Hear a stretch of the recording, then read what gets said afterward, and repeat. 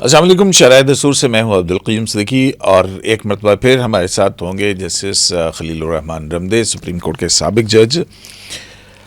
میں دیکھ رہا تھا ٹرانسپیرنسی انٹرنیشنل کی جو 2023 کی سروے ہے, نیشنل کرپشن پرسیپشن سروے, اس کے مطابق جو ہے وہ پاکستان میں جو ایسے بھی 180 ممالک میں پاکستان کا نمبر 135 پہ ہے, جو کہ پچھلے سال 133 تھا, وہ اب 135 ہے, یعنی 2 درجے کمی واقع ہوئی ہے. مطلب زیادہ لوگوں کا تاثر ہے کہ کرپشن بڑھ گئی ہے.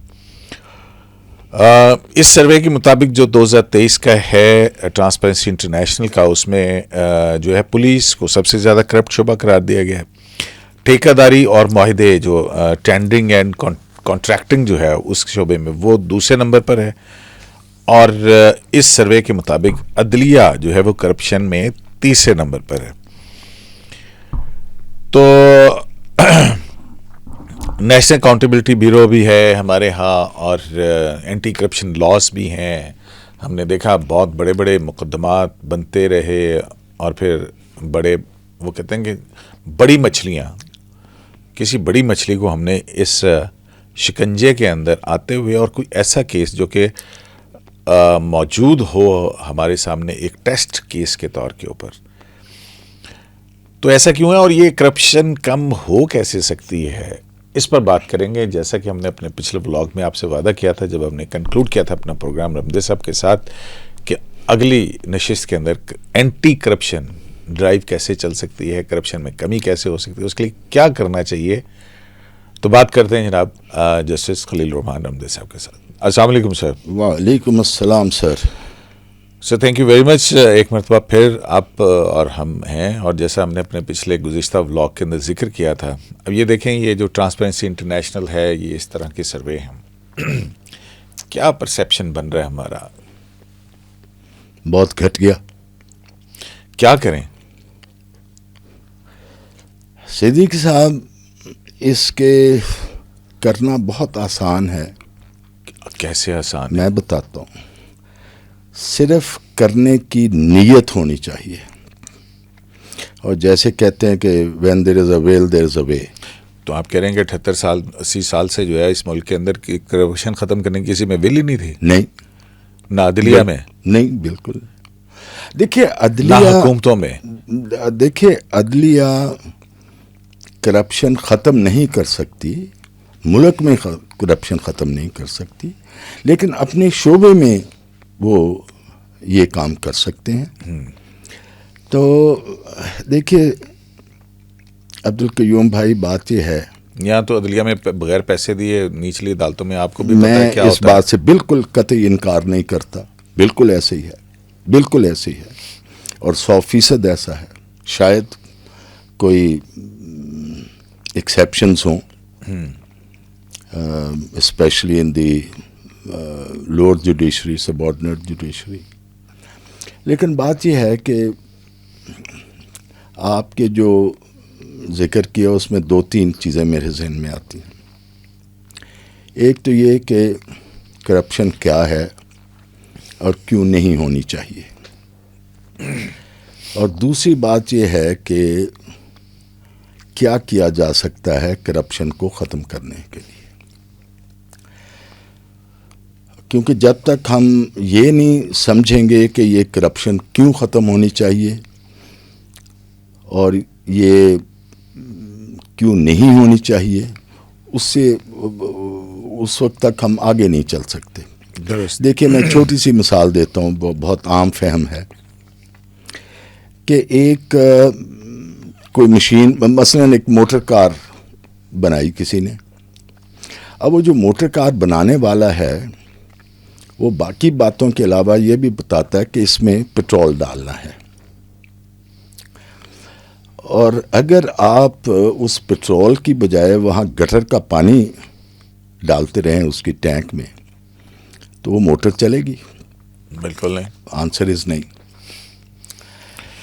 اب یہ جس کو ہم انسان کہتے ہیں, لیکن وہ موٹر جو ہے اس میں ڈیزل میں یا وہ مکس کر کے पेट्रोल डाला जी चल तो जाएगी, اس کی بات کریں گے. نہیں اس کی بات وہ کرتے پھر ہیں. خراب ہو جائے ابھی گی. وہ آپ میری گزارش سن لیجئے, یہ آپ والی بات بھی بعد میں کریں گے. تو انسان بھی ایک مشین ہے. اب اس مشین کو جو بنانے والا خالق ہے, اس نے بتایا ہے کہ اس میں رزقن حلالن طیبن ڈالنا ہے, آپ پیور آکٹین پیٹرول ڈالنا ہے. اور ہم اگر اس رزق کے حلال اور طیب کی بجائے ہم اس میں غلاظت ڈالتے جائیں اور خباثت ڈالتے جائیں تو یہ کیسے مشین چلے گی؟ لیکن اس میں ہمیں تھوڑی سی دو غلط فہمیاں ہو جاتی ہیں. نمبر ایک, موٹر میں تو آپ گٹر کا پانی ڈالیں گے پیٹرول کے بجائے تو موٹر تو اسی وقت ختم ہو جائے گی, چلے گی نہیں. لیکن اب ہمارے سامنے ہم خود اپنے معاشرے میں دیکھتے ہیں کہ جو رزق حلال اور رزق طیب کے علاوہ خباثت اور غلاظت اپنے اندر ڈالتا ہے, وہ موج ملا کر رہا ہے. وہ تو بند نہیں ہوتا اس کا انجن, وہ تو انجن چلتا رہتا اور بڑے زور شور سے چلتا ہے, فلرش کر رہا ہے, فلش کرتا ہے. یہ کیا وجہ ہے؟ اس کی میں دو گزارشات کرتا ہوں آپ سے. ایک گزارش تو یہ ہے کہ جیسے ایک امتحان ہوتا ہے, ہم لوگ سارے مختلف امتحانات ہم اسکول کالج میں ہم نے اپیئر ہوئے ان میں. اب وہ پیپر ہمیں کویسچن پیپر دیا جاتا ہے, ساتھ وہ سپرنٹینڈنٹ اناؤنس کرتا ہے کہ 3 گھنٹے ہے آپ کے پاس وقت. اب اس 3 گھنٹے میں اس پیپر پہ چاہے اس انویجیلیٹر اور جو مجھے نقل نہیں مارنے دیتا اس کو, یا سپرنٹینڈنٹ کو, یا پیپر بنانے والے کو گالیاں لکھتا رہوں تو مجھے کوئی نہیں روکے گا. کہیں گے 3 گھنٹے ہیں آپ کے پاس, آپ نے جو لکھنا ہے لکھیں, 3 گھنٹے ختم ہو جائیں گے, پھر رزلٹ نکلے گا تو پھر آپ کے ساتھ بات کریں گے. اور یہی چیز ہماری زندگی میں ہے. 29 سپارہ سورہ ملک سے شروع ہوتا ہے, اس کی شاید 2 اور 3 آیات ہیں. اعوذ باللہ من الشیطان الرجیم. الذی خلق الموت والحیات لیبلوکم ایکم احسن عملا. اللہ پاک کہتا ہے کہ میں نے زندگی بنائی اور اس کو موت کے ساتھ ٹائم باؤنڈ کر دیا. اور یہ زندگی میں نے اس لیے بنائی کہ میں یہ دیکھ سکوں اور یہ امتحان لے سکوں, لیبلونکم, یہ امتحان لے سکوں کہ تم میں سے کون احسن عملا, کون صحیح راستے پہ چلتا ہے, کون صحیح راستے پہ نہیں چلتا. اب یہ جو ٹائم باؤنڈ ہو گیا, یہ اسی طرح ہی ہے جس طرح یہ امتحان میں آپ کو 3 گھنٹے کا ٹائم مل جاتا ہے. تو یہ جو اللہ نے مجھے زندگی دے دی موت تک, انلیس میں کو بالکل ہی بہت ہی کوئی خطرناک قسم کا کوئی عمل کروں تو انویجیلیٹر یا سپرنٹینڈنٹ مجھ سے پیپر نہیں چھینتا, کہتا لکھی جاؤ جو لکھنا لکھی. اسی طرح اللہ نے جو مجھے وقت دے دیا ہے, اللہ مجھے ان 3 گھنٹوں میں کچھ نہیں پوچھتا, انلیس میں بہت ایک خطرناک قسم کی کو حرکت کر دوں. تو وہ اللہ کہتا ہے آپ کرو جو کرنا ہے. اگر آپ اس دوران آپ حرام کھانا چاہتے ہیں کھائیں. اللہ نے تو وہ جب 3 گھنٹے گزر جائیں گے پھر اس نے گردن سے پکڑ لینا کہ آ جاؤ بھائی. تو اس لیے یہ ہمیں یہ غلط فہمی ہو جاتی ہے, جو لوگ رشوت, حرام, غلاظت پہ زندگی گزارتے ہیں, ان کو دیکھ کے کہ وہ تو بڑی عیاشی کر رہے ہیں. اب ایک لڑکا بیٹھا وہاں گانے لکھی جا رہا ہے گندے امتحان میں, تو یہ تو بڑا موج ہے اس کی تو. لیکن پتہ اس وقت چلے گا جس دن رزلٹ نکلنا ہے. تو یہ اس لیے ہمیں یہ غلط فہمی نہیں ہونی چاہیے کچھ لوگوں کو دیکھ کے کہ وہ بہت پھل پھول رہے ہیں. دیکھیے میں یہاں تھوڑی سی بات لمبی ہو جائے گی. قرآن پاک میں دیگران کے علاوہ 2 شخصیتوں کا ذکر ہے. ایک ہے قارون جو حضرت موسیٰ کے ٹرائب سے تھا لیکن وہ پھر حکومتی پارٹی میں مل گیا قارون کے ساتھ. اور اللہ تعالیٰ قرآن پاک میں کہتا ہے کہ اس سے زیادہ مالدار انسان کوئی نہیں تھا. اور قرآن پاک میں ذکر ہے کہ نمبر نہیں بتایا کتنے لوگ تھے لیکن یہ ذکر ہے کہ بہت سے قوی طاقتور بندے ہوتے تھے جو اس کے خزانے نہیں، اس کے خزانوں کی کنجیاں چابیاں جو اٹھاتے تھے، اتنے اس کے خزانے تھے. بائبل میں ذکر ہے تورات میں کہ وہ 70 بندے ہوتے تھے لیکن قرآن میں 70 کا ذکر نہیں ہے، لیکن ہے کہ بہت سے نمبر لوگ ہوتے تھے. اور اللہ تعالیٰ کی اس دولت والے انسان کے ساتھ محبت کا جو ثبوت ہے یا ہے وہ قرآن پاک میں اللہ نے بتا دیا کہ یہ قارون قیامت تک اپنے خزانوں سمیت زمین میں دھنستا چلا جائے گا. اور زمین میں نیچے ٹیمپریچر کتنا ہے مجھے نہیں پتا، لیکن کبھی کبھی یہ پڑھ لیتے ہیں کہ جی لاوا کہیں سے نکلا ہے، تو اس لاوے کا ٹیمپریچر 5000 ڈگری سینٹی گریڈ ہوتا ہے. اب اور زیادہ زمین میں کتنا ہے ٹیمپریچر اللہ بہتر جانتا ہے. اس کے ساتھ ایک اور شخص ہے جس کو اللہ کہتا ہے کہ یہ میرا بہت پیارا ہے، بہت میرا محبوب ہے. اس کا نام تھا محمد صلی اللہ علیہ وسلم. ان کے گھر میں ایک روز چولہا جلتا تھا تو بعد میں پتہ نہیں کئی ہفتے چولہا ہی نہیں جلتا تھا، اور ان کا گزارا صرف 2 کھجوروں یا 3 کھجوروں اور پانی پہ ہوتا تھا. تو اس لیے یہ مال کی فراوانی کو کبھی اللہ کی مہربانی نہ سمجھا، اس کو اللہ کا عذاب سمجھا. بالکل ایک آزمائش ہے، زیادہ پیسہ آزمائش. اچھا اب میں گزارش کرتا ہوں کہ یہ جو جیسے آپ نے کہا اور بالکل صحیح کہا کہ ہم نے بے شمار محکمے بنا دیے ہیں. نیب بن گیا، نیشنل اکاؤنٹیبلٹی بیورو، پھر جناب یہ آپ کے FIA بن گیا، پھر اینٹی کرپشن ڈپارٹمنٹس بن گئے ہر صوبے میں اور سینٹر میں بھی، پھر آپ کے ہر صوبے میں اور یہاں مرکز میں بھی انسپیکشن ٹیمز ہیں پرائم منسٹر کی اور چیف منسٹر کی. مطلب یہ لٹ پڑی ہوئی ہے، اس کے باوجود نتیجہ صفر ہے، بلکہ صفر نہیں، صفر سے نیچے منفی جا رہا ہے. یہ دیکھیں نا کرپشن انڈیکس، پرسیپشن انڈیکس جو ہے وہ انڈیکس کہاں جا رہا ہے. اور یہی آپ تو خیر چھوٹے ہیں عمر میں، جب پاکستان بنا تو میں 2.5 سال کا تھا، اس کے بعد 5-7 سال کے بعد دیکھتے رہے، ہوش میں تھے، سمجھدار تھے. قیوم صدیقی صاحب 70s تک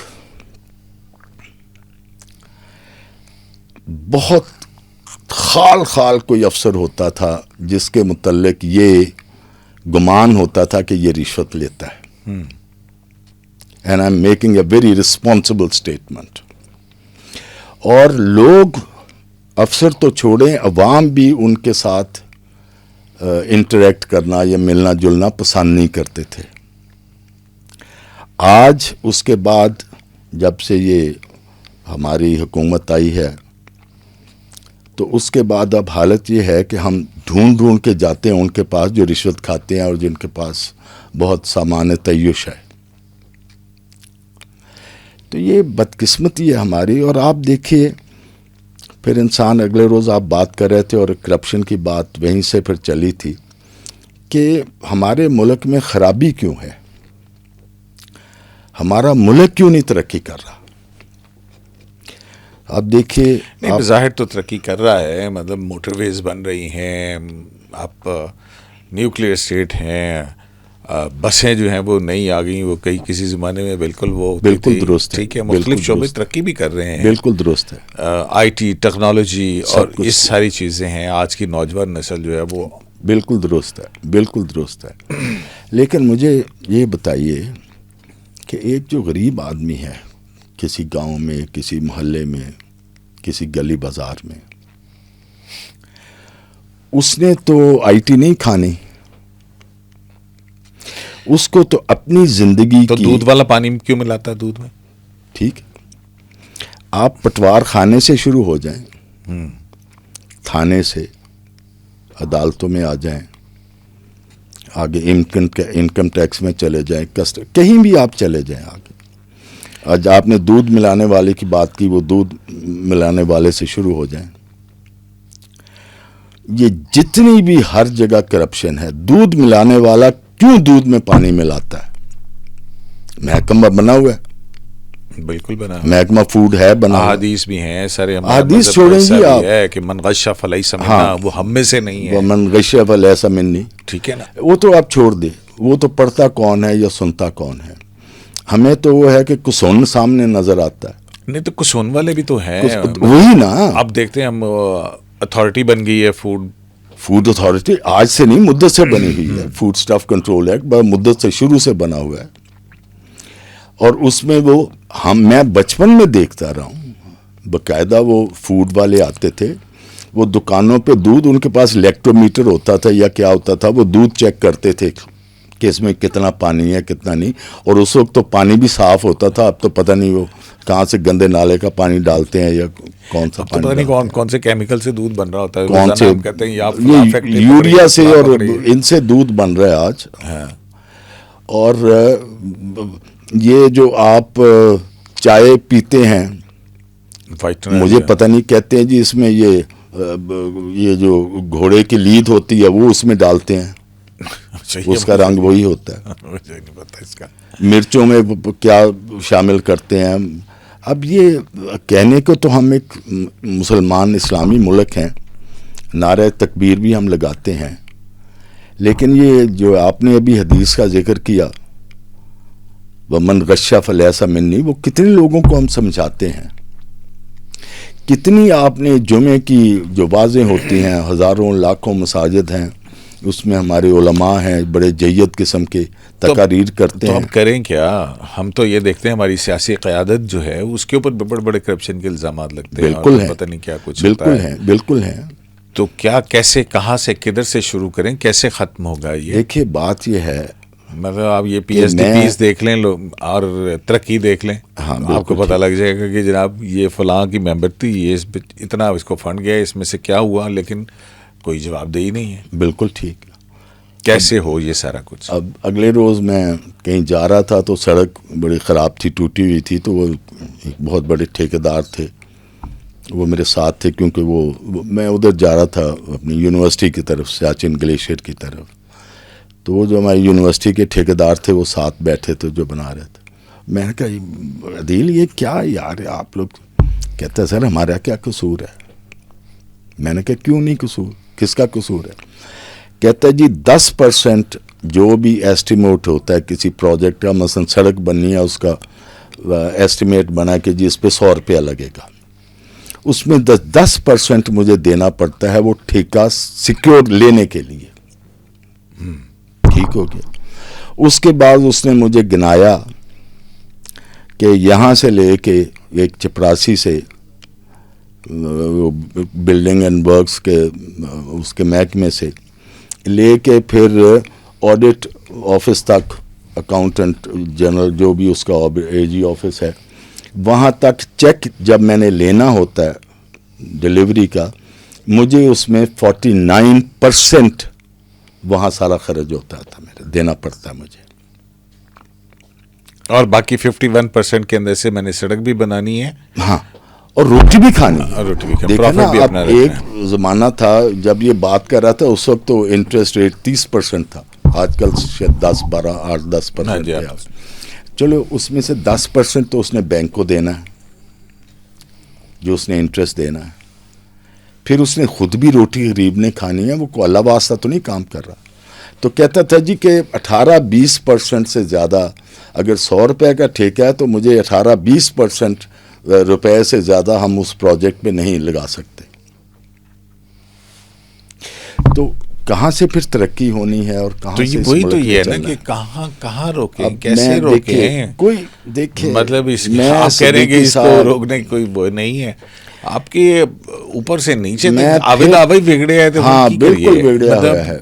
کسی کو 1 منٹ لگے گا آوے کو ٹھیک کرتے ہوئے، صرف ول چاہیے.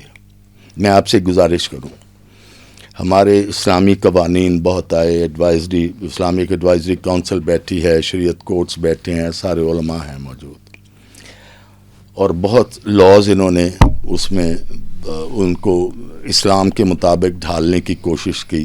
بہرحال اس پہ میری ریزرویشنز ہیں کہ اس کا نتیجہ کیا نکلا، لیکن بہرحال اللہ تعالیٰ کی نظر میں جو سب سے سنگین جرم ہے اس دنیا میں وہ فساد فی الارض ہے. کیونکہ یہ وہ جرم ہے، قتل کی سزا تو پھانسی ہے، کسی نے اگر ریپ بھی کیا تو اس کی بھی سزا میکسیمم پھانسی ہے، یہ عمر قید ہے. یہ وہ جرم ہے فساد فی الارض جس کا سورہ مائدہ میں ذکر ہے، اور جس کی سزا اللہ تعالیٰ نے بتائی کہ اس کے اپوزٹ سائڈ سے ہاتھ اور پاؤں کاٹے جائیں، اور پھر اس کے باوجود اگر بچ جائے تو پھر اس کو پھانسی دے دی جائے.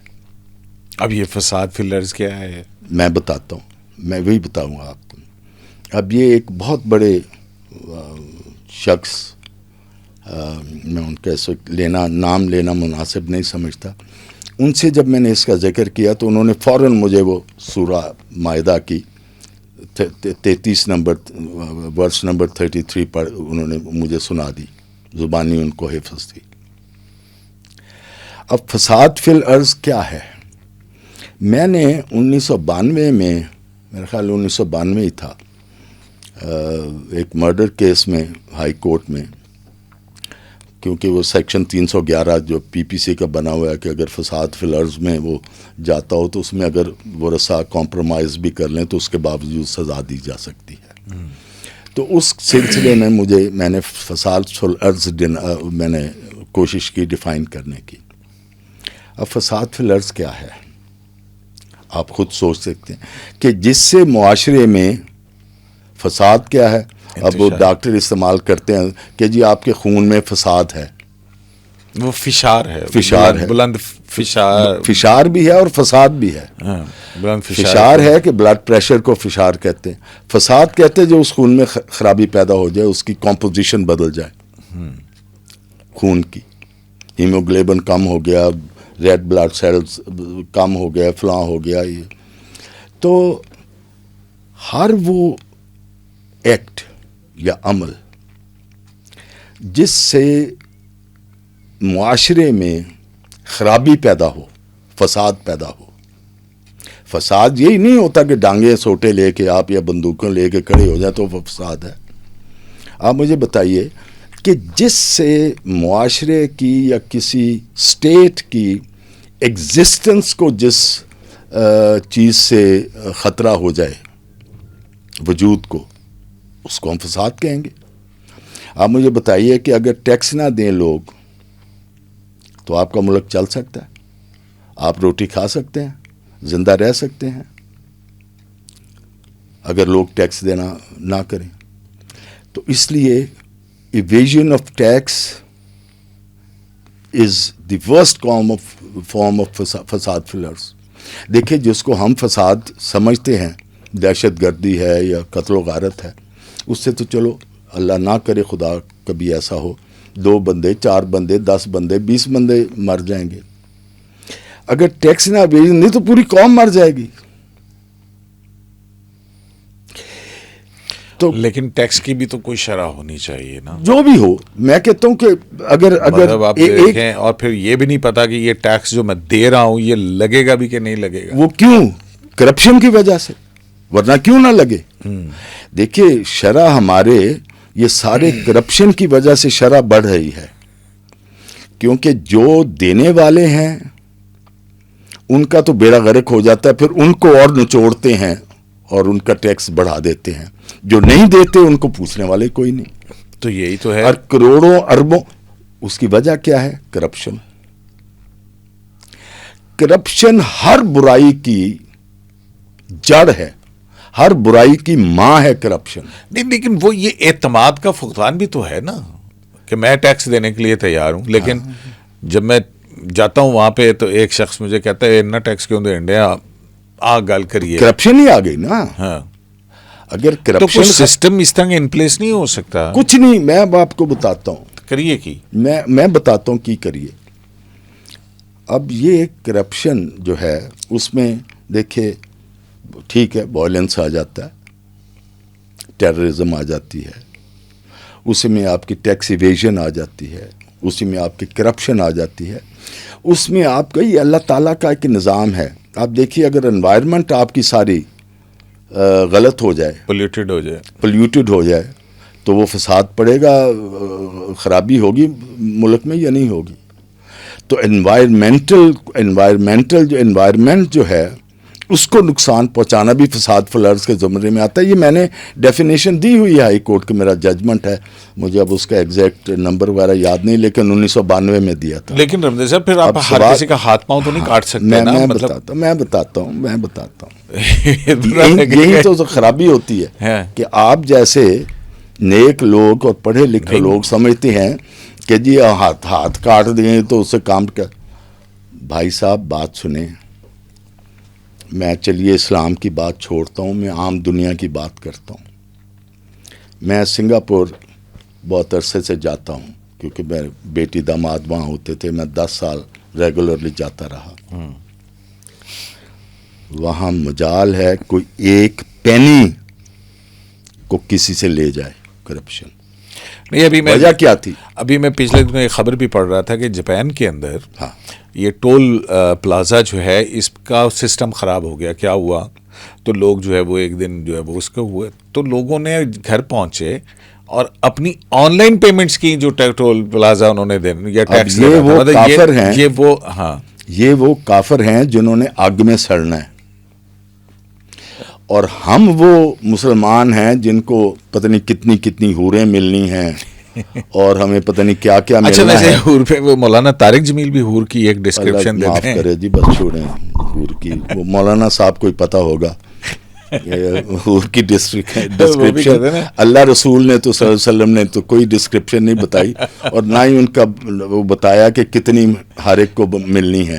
وہ کہتے ہیں جی وہ 7 گز لمبی ہوگی. میں کہ 7 گز لمبی ہوگی تو اس پہ سیڑھی لگا کے اس کو میں ملاقات کروں گا, اور 70 گز اس کے بال میں تو ان بالوں میں پھنس کے رہ جاؤں گا.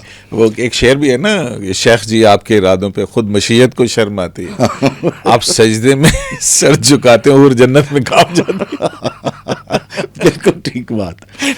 تو بات یہ ہے کہ میں نے یہ سجیسٹ کیا تھا کہ آپ فساد فی الارض کو دیکھیں. اتنے علماء ہیں ہمارے جو پچھلے یہ سن 78 سے یہ اسلامی قوانین آنے شروع ہوئے, اور اس وقت سے ہمارے علماء لگے ہوئے ہیں اسلام لانے کے لیے. آج تک باقی کو چھوڑیں, سائنسدانوں کو چھوڑ دیں, مجھے چھوڑ دیں, بے ایمان لوگوں کو چھوڑ دیں, علماء سے پوچھیں کہ آپ نے جو سب سے بڑا جرم ہے اللہ کی نظر میں, فساد فی الارض, ریپ سے بڑا زیادہ سنگین, قتل سے زیادہ سنگین, اس کو آپ نے کیوں نہیں آج تک جرم بنایا؟ آپ جو سن 1977-78 سے اس ایکسرسائز میں لگے ہوئے ہو کہ تمام قوانین کو اللہ رسول صلی اللہ علیہ وسلم کے احکامات کے مطابق ہم نے لانا ہے, تو آج تک کیوں نہیں فساد فی الارض, کیوں نہیں جرم آپ کی نظر سے گزرا؟ سورہ مائدہ نہیں آپ نے پڑھی, اس کی 33ویں آیت نہیں آپ نے پڑھی کہ فساد فی الارض کیا چیز ہے؟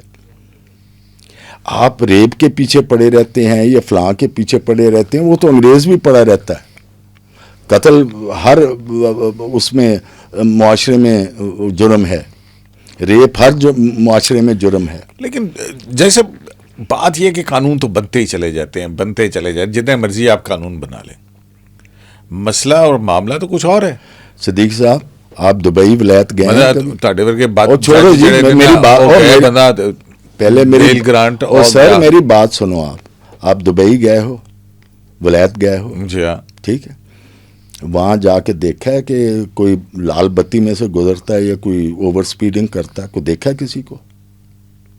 کبھی کبھی ہے شاذ و نادر. شاذ و نادر کو ہو جائے. میرے تو حساب ایک سے سسٹم ان پلیس ہے نا. شاذ و نادر بھی نہیں ہوتا. ہاں میں آپ کو ایک بتاتا سسٹم ہوں. ان پلیس ہے نا. اگر اشارہ کاٹیں گے آپ اس کی ایک سزا ہے, آپ کے لائسنس بھی جائے گا, آپ کا وہ بھی جائے گا, اور آپ پکڑے بھی جائیں گے, اور چالان آپ کے گھر پہنچے گا, اور پیسے آپ کے کاٹے یہاں جائیں بھی گے. قانون یہی ہے. ہاں لیکن یہاں پرابلم یہ ہے کہ ہم لوگ کیوں قانون کو توڑتے ہیں روز؟ کیونکہ جو آپ نے کہا اس کی انفورسمنٹ کی سرٹینٹی نہیں ہے. اگر مجھے پتا ہو کہ میں ایک دن کے لیے بھی جیل چلا جاؤں, میں نے 5 مہینے قید کاٹی ہے, اور وہ قید حالانکہ میں گھر میں تھا, گھر میں نظر بند تھا, لیکن اس وقت مجھے پتا چلا کہ قید کیا چیز ہے. یہ جو ہیلپ لیسنس ہوتی ہے کہ میں باہر نہیں جا سکتا. ایک دن کی بھی قید سر بہت مشکل ہوتی ہے اگر مجھے پتا ہو کہ میں ایک دن مجھے قید ہو جائے گی. اب میں آپ کو سنگاپور کی بات بتا رہا تھا. لیو کون یو جو فاؤنڈر تھا سنگاپور کا, اس کا بہت ایک ساتھی تھا, کامریڈ تھا, اس کا دوست بھی بہت تھا, اور اس کا ساتھی بھی بہت تھا اس سنگاپور کے. وہ جب سنگاپور بن گیا تو وہ اس کو لیو کون یو نے منسٹر بنا دیا. اس کو پتا چلا کہ اس نے کرپشن کی ہے, رشوت لی ہے. 1966 میں اس منسٹر کو, جو پرائم منسٹر کا بہت قریبی دوست اور ساتھی تھا ان دی فاؤنڈنگ آف سنگاپور اسٹیٹ, اس کو اس نے پھانسی کی سزا دی. 1966 اور آج 2025 ہے, کبھی ایک پینی کی کسی نے رشوت نہیں لی. سوال انفورسمنٹ کا ہے. صدیقی صاحب, مجھے نوکری کی کوئی ضرورت نہیں ہے. میں نے شکر اللہ تعالیٰ کا بہت نوکریاں کی, اور اللہ تعالیٰ نے اپنی رحمت کے صدقے مجھے عزت بھی بہت دی. میں تو کسی قابل نہیں تھا, لیکن اس کے باوجود وہ ایک حدیث بھی ہے, وہ بجائے پیشتر اس کے آپ وہ مجھے سنائیں کہ رسول اللہ صلی اللہ علیہ وسلم نے کہا کہ جو شخص کوئی عہدہ مانگتا ہے وہ اس کا نااہل ہے. یہ حضرت علی کا کال, حضرت علی کا بعد میں ہوگا رضی اللہ تعالیٰ عنہ کا. رسول اللہ صلی اللہ علیہ وسلم کی یہ حدیث ہے, اور حدیث صحیحہ میں ہے, لیکن اس کی 2 ایکسیپشنز اللہ تعالیٰ نے. ایک تو ایکسیپشن رسول اللہ صلی اللہ علیہ وسلم کے اور حضرت علی رضی اللہ تعالیٰ عنہ کے زمانے میں ہوئی. دوسری حضرت یوسف علیہ السلام, جہاں حضرت یوسف علیہ السلام نے کہا کہ اپنے جو اس وقت بادشاہ تھا ملک کا, کہ اگر آپ مجھے خزانے کا انچارج مقرر کر دیں تو میں بہت دیانتدار بھی ہوں اور بہت صحیح ہوں, اور اس کا صحیح استعمال کروں گا.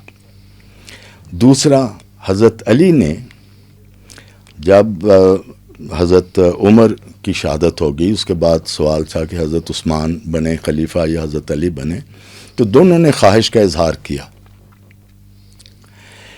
یہ ایکسیپشن ہے کہ اگر آپ سمجھتے ہیں کہ اس وقت میرے علاوہ کوئی شخص حالات کو نہیں سنبھال سکتا, تو اس صورت میں اگر آپ کسی عہدے کا یا اختیار کا آپ امیدوار بن جائیں یا طلب کریں تو اس میں کوئی حرج نہیں ہے. عام حالات میں یہ کوئی عہدہ طلب کرنا حرام ہے اور گناہ ہے. اب میں یہ کہتا ہوں کہ میں فساد فی الارض کو آپ اوفینس بنا دیں, جو اللہ تعالیٰ نے اس کی سزا بتائی ہے سورہ مائدہ کی آیت نمبر 33 میں, وہ سزا اس کی مقرر کر دیں, اور مجھے آپ جج مقرر کر دیں. میں کوئی تنخواہ نہیں لوں گا. اچھا نہیں, آپ ہنس پڑے, میری بات سن لیں. مجھے پینشن مل رہی ہے, میری روٹی چل رہی ہے. جس پینشن کے اماؤنٹ پہ آپ کو اعتراض رہتا ہے, میں اس پینشن میں مفت کام کروں گا. نہیں, اور میں سن لیں میری بات, مجھے مکمل کر لینے دیں, مجھے مکمل کر لینے دیں. میں آپ کو صدیقی صاحب گارنٹی کرتا ہوں 1 مہینے میں اس ملک سے کرپشن ختم نہ ہو جائے تو مجھے یہ ڈی چوک میں آپ گولی مار دینا, میں لکھ کے دے دوں گا آپ کو. نہیں, اب یہ دیکھنے والی بات ہے نا کہ اب ٹیکسی سم ٹائم اب ٹیکس بہت کوئی ٹیکس سیو بھی کرتا ہے, کوئی کسی اور طرح سے کرتا ہے, ٹھیک ہے, کچھ غیر ضروری ٹیکس بھی ہیں. اچھا اب گاڑی جو ہے وہ کسی وقت بھی بندہ ہو سکتا ہے وہ اشارہ اگر اس نے کاٹ دیا ہے یا وہ اس میں ہو گیا یا اس کی گاڑی اس قابل نہیں ہے, یہ چلیں وہ پولوشن پھیلا رہی ہے, تو آپ اس کی سزا فساد فلرز کے اندر ایسے جرائم لے کے آئیں گے, یا تو ہونا وہ بڑے بڑے جرائم جن کو آپ ڈیفائن کریں کہ یہ والے. بالکل فساد فلرز میں نے ابھی ڈیفائن کیا آپ کے سامنے, violence, terrorism and violence, tax evasion, money laundering, corruption and causing damage. سن لیجیے میری بات. And causing damage to the environment. Definition کر دی ہے میں نے آپ کو, اس میں بتا دیں کیا خرابی ہے اس ڈیفینیشن میں. اور دوسری بات میں ایک اور بات کہتا ہوں آپ سے جو ہمیں نہیں بتائی جاتی کبھی تک, کم از کم مجھے تو کسی نے نہیں بتائی. میں تو 5-6 سال کا ہوں گا, 7 سال سے جب سے مسجد میں جا رہا ہوں جمعہ پڑھنے, واضح سن رہا ہوں. دیکھیے سورہ نساء میں اللہ تعالیٰ نے فرمایا, ایک اصول وضع کر دیا ہمارے لیے, اعوذ باللہ من الشیطان الرجیم, اطیعوا اللہ واطیعوا الرسول واولی الامر منکم فإن تنازعتم فی شیء فردوہ الی اللہ والرسول. اللہ نے کہا کہ میرا حکم مانو, محمد رسول اللہ صلی اللہ علیہ وآلہ وسلم کا حکم مانو, اور تم میں سے جو اہل جو حکمران ہیں, رولر ہیں, جو اتھارٹی ہے جن کے پاس کسی بھی معاملے میں, ان کا حکم مانو.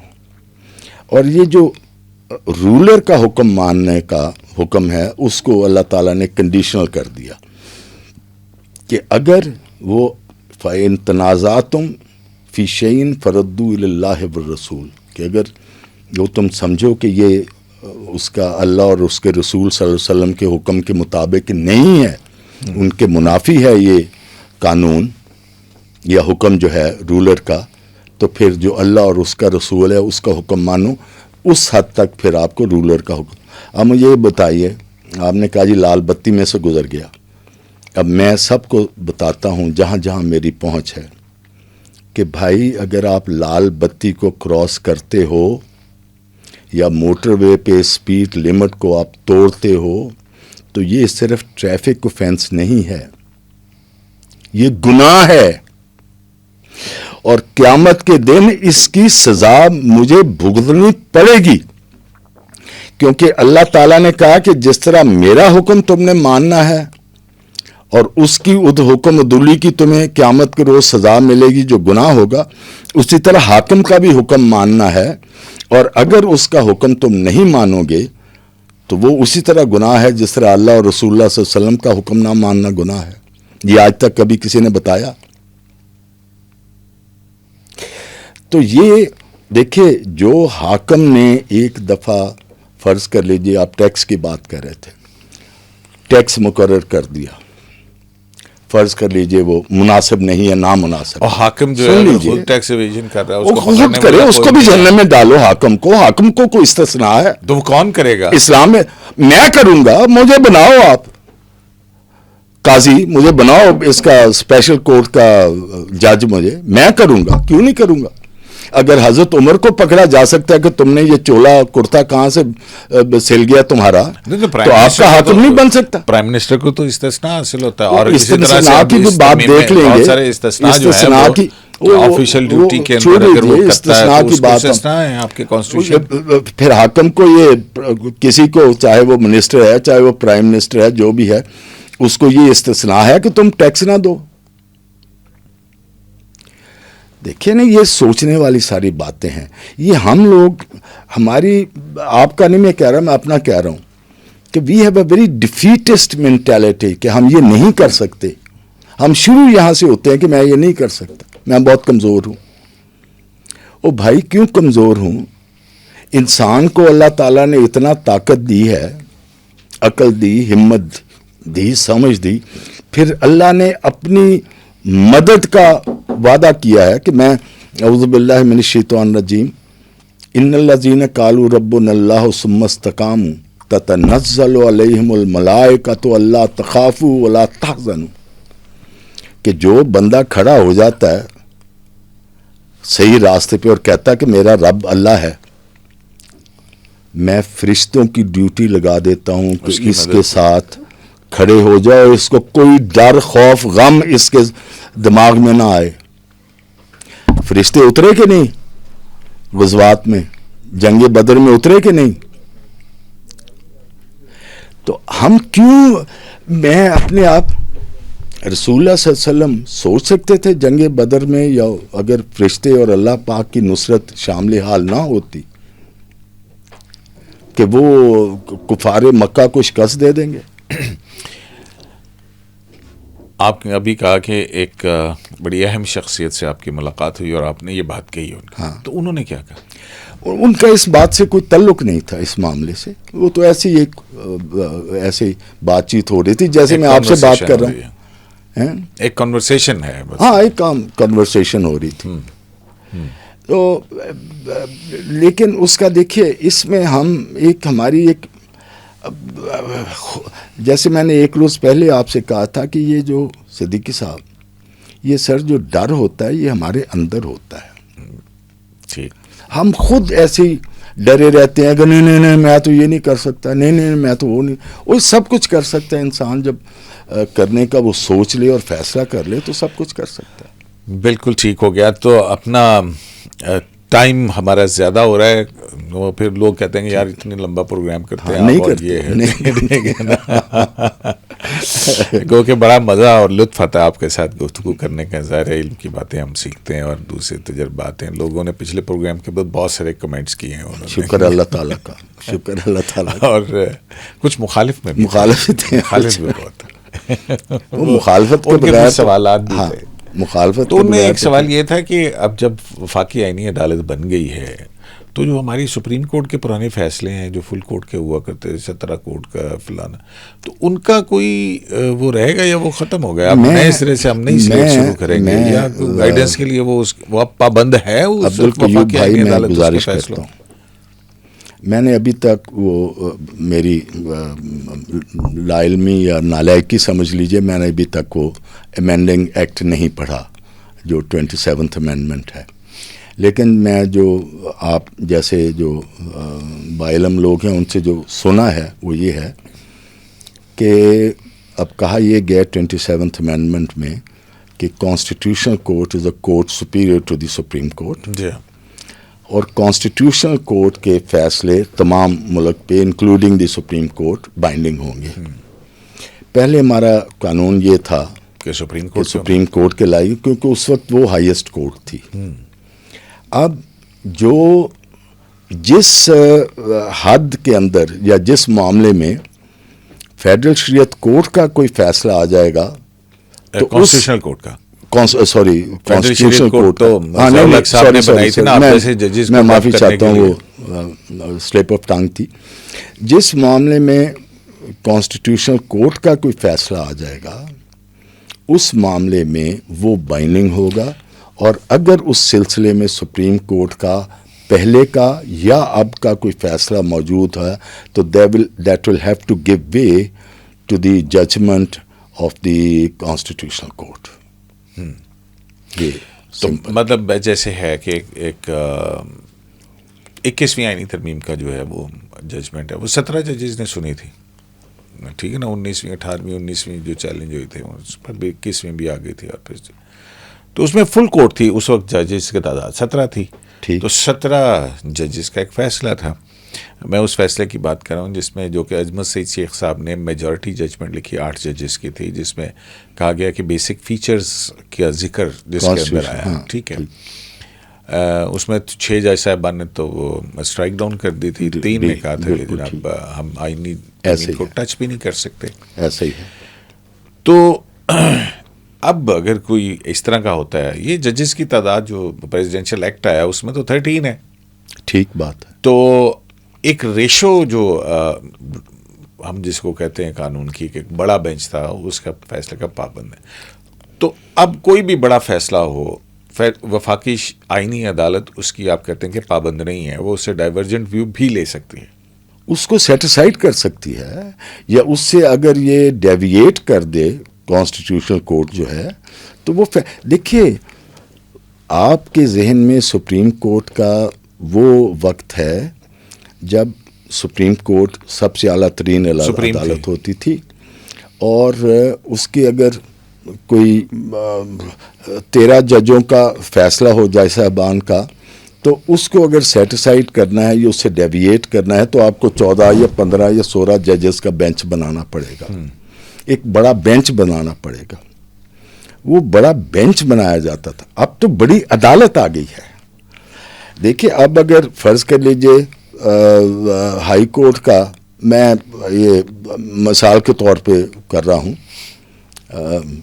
کہ اگر فرض کر لیجیے ہائی کورٹ کا 3 ججوں کا جج صاحبان کا بینچ کا فیصلہ ہے، تو اگر سپریم کورٹ نے اس کو سیٹسفائڈ کرنا ہے تو اس کو 4 ججز کا بینچ بنانے کی ضرورت نہیں ہے ٹیکنیکلی، آلدو ہم ویسے ہوتا تھا کہ اس سے بڑا بینچ بنایا جائے سپریم کورٹ میں، لیکن کوئی کانسٹیٹیوشنل کوئی ریکوائرمنٹ نہیں تھی، کیونکہ سپریم کورٹ ہائی کورٹ سے ایک بڑی عدالت ہے۔ اسی طرح اب یہ جو کانسٹیٹیوشنل کورٹ ہے یہ سپریم کورٹ سے ایک بڑی عدالت ہے، اس لیے یہ چونکہ عدالت بڑی ہے اس لیے اس کو بینچ بڑا بنانے کی ضرورت نہیں ہے۔ اگر وہ ججمنٹ جس کی آپ ذکر کر رہے ہیں اگر وہ 17 ججز کا تھا، تو اب اگر کانسٹیٹیوشنل کورٹ چونکہ عدالت بڑی ہے تو اس کا اگر 13 ججز کا بھی بینچ، 13 کا چھوڑیں، اگر 2 ججز کا بھی ایک بینچ کانسٹیٹیوشنل کورٹ کا فیصلہ کرتا ہے تو وہ 17 ججز کا جو بینچ کا فیصلہ وہ سیٹسفائی نل ہو جائے گا، کیونکہ یہ عدالت بڑی ہے، اس لیے اس میں بڑا بینچ بنانے کی ضرورت نہیں۔ ویسے تو ہم نے پہلے دیکھا تھا کہ کانسٹیٹیوشنل بینچ کا تھا کہ 5 کم از کم جج صاحبان ہوں گے، آج تو میں دیکھ رہا تھا جو پہلا دن تھا اس میں 2 جج صاحبان فیڈرل کانسٹیٹیوشنل کورٹ کے بیٹھے ہوئے تھے۔ کیوں نہیں، وہ بڑی عدالت ہے بھائی، اور جیسے میں نے کہا کہ جب فیڈرل یہ کانسٹیٹیوشنل کورٹ نہیں تھی سپریم کورٹ ہوتی تھی، تو سپریم کورٹ کا 2 ججوں کا بینچ ہائی کورٹ کے 5 ججوں کے بینچ کو سیٹسفائڈ کر سکتا تھا فیصلے کو۔ So now, since the Constitutional Court is a higher court, a court higher than the Supreme Court, تو اس لیے اس پہ تو کوئی پابندی نہیں ہے کہ وہ سپریم کورٹ سے، لیکن جو کہ سپریم کورٹ جس کے اوپر فیڈرل کانسٹیٹیوشنل کورٹ کا فیصلہ پابند ہے، وہ 189 کے نیچے امینڈڈ آرٹیکل، اس کے جو چیف جسٹس ہیں وہ چیف جسٹس آف پاکستان ہیں، کچھ بھی ہو نام اس کو کچھ تو chief justice of Pakistan means کہ ون جو کہ آپ کو ایک اونلی ون تو یہ دیکھیں مطلب ایک ابہام نہیں لگتا آپ کو اس کے اندر؟ صاحب آپ اس سے نام سے کیوں پریشان ہوتے ہیں؟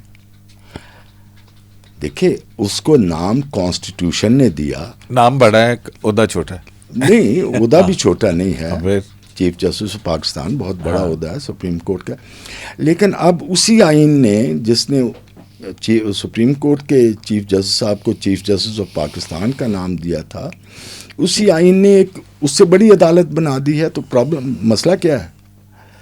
وہ جیسے وہ میں ایک فلم میں دیکھ رہا ہوں تو کہتا ہے لفڑا کیا ہے؟